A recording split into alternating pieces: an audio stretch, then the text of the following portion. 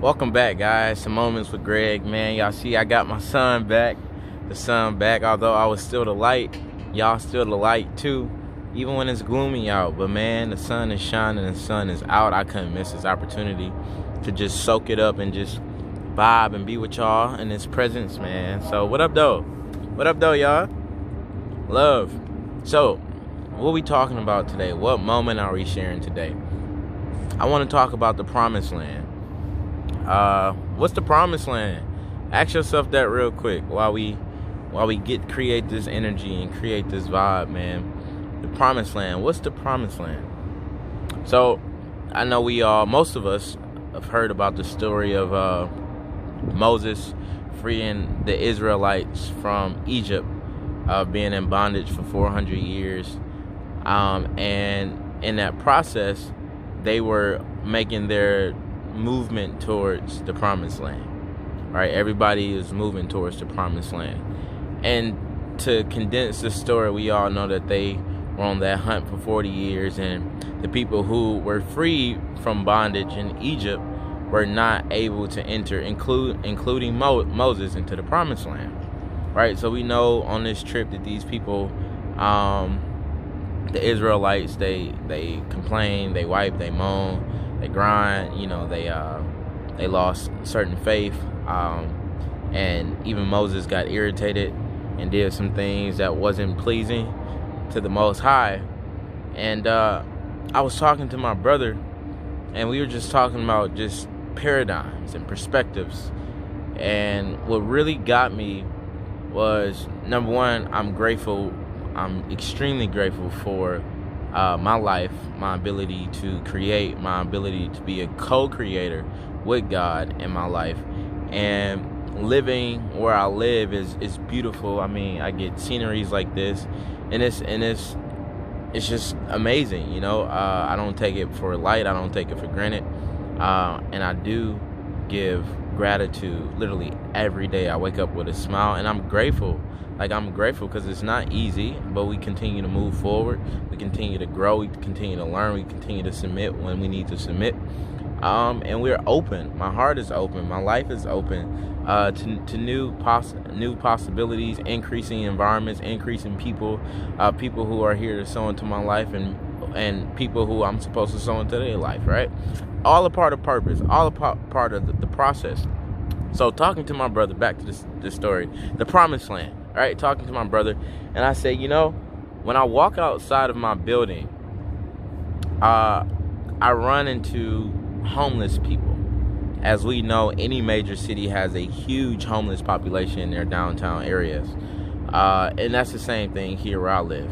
So I walk outside, and I run into homeless people, and everybody's situation could be and is sometimes different.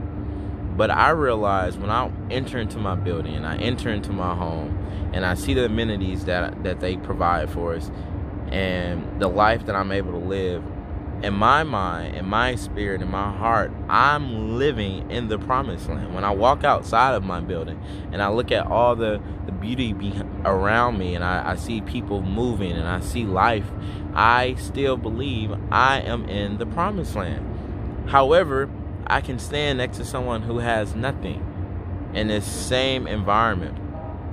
And that brought me to the question, when I got revelation, my relationship with God, I got revelation that the Israelites, when they were free from Egypt, they were not wandering looking for the promised land for 40 years. Right? I believe, based on my revelation, with my relationship with God, is they were standing right dead center in a promised land. However, consciousness is what brings people into reality. Their consciousness was not attached to their reality, right?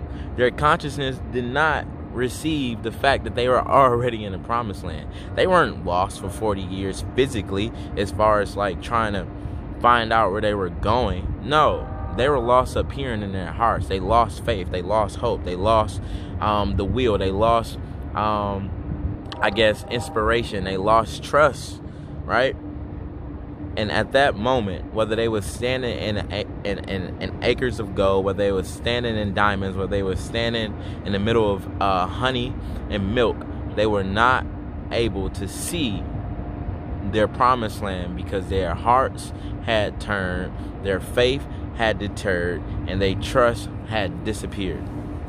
And this is the thing. The reason why I can stand next to a homeless person who, there's homeless people out here who wants more, right? And you can see it, you can feel it. And there's people out here also that are homeless and they just want a handout. And I can stand next to that person in the midst of my promised land, in the midst of what could be their promised land too, because of consciousness. You have two men standing side by side in the same environment. And what separates them? Consciousness and deservability. I believe everybody deserves to be wealthy. I believe everybody deserves to be rich. I believe everybody deserves to be happy. I believe everybody deserves to be comfortable. However, how many people are aligning with their deservability and consciously, right? So I was just in awe. Like, it didn't take them 40 years to find where they could not enter. They could not enter because they did not receive. So my hope is that you receive and understand and open your eyes, open up your heart, and understand that you are in your promised land. You have walked into your grace. You have walked into your abundance. You have walked into your riches. You have walked into your wealth. You have walked into the overflow of love for your life, right? But the thing that it makes you enter into that space is consciousness, belief, faith, trust. So welcome to the promised land. I love you.